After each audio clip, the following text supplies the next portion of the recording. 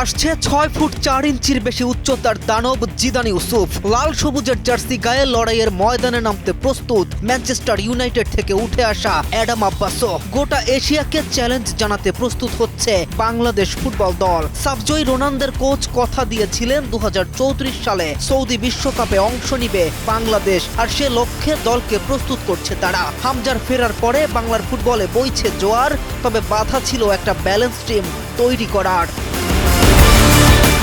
বাংলাদেশি বংশোদ্ভূত প্রবাসী বাংলাদেশি ফুটবলারদের দেশপ্রেম আর দেশে ফেরার হিড়িকে রীতিমতো তারকাদের মিলন মেলা বাংলাদেশ ফুটবল অঙ্গনে। ধীরে ধীরে রূপ নিচ্ছে এশিয়ার জায়ান্ট দলগুলোর একটা হওয়ার দিকে। এমনকি সাউথ এশিয়ার সবচেয়ে দামি ফুটবল দল তো ইতিমধ্যে আছেই। এশিয়ার অন্যতম পরাশক্তির দলগুলোকেও চ্যালেঞ্জ জানানোর সময় হয়তো আসছে।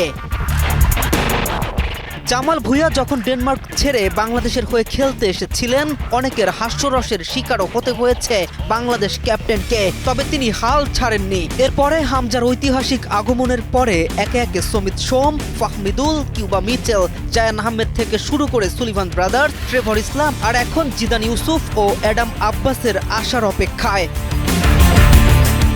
লন্ডনে জন্ম নেয়া জিদানের বয়স মাত্র 18। এই বয়সে তার উচ্চতা ছাড়িয়ে গেছে 6 ফুট 4 ইঞ্চিরও বেশি। যেমন দানবীয় শরীর, তেমন পোক্ত তার ডিফেন্স। তাকে ফাঁকি দিয়ে প্রতিপক্ষের বল নিয়ে এগিয়ে যাওয়া অনেকটা কঠিন।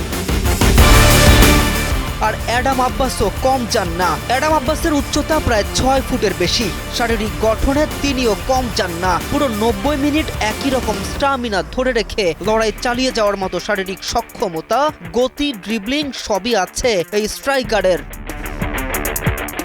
ইতিমধ্যে তাদের পাসপোর্ট তৈরির কাজ গুছিয়ে ফেলেছে বলে জানিয়েছে বাফুফের সহ সভাপতি ফাহাদ করিম। আসন্ন অনূর্ধ্ব-20 এএফসি এশিয়ান কাপ বাছাই পর্বের ম্যাচগুলোতে মাঠে নামতে পারে এই দুই তারকা। তারপর থেকেই বাংলাদেশি ভক্তদের মাঝে বইছে আনন্দের ঝড়। ফুটবলের এই উত্তোলন ধারা অব্যাহত থাকলে অচিরেই বিশ্বকাপ খেলবে বাংলাদেশ, এমন প্রত্যাশা কোটি ভক্ত সমর্থকের।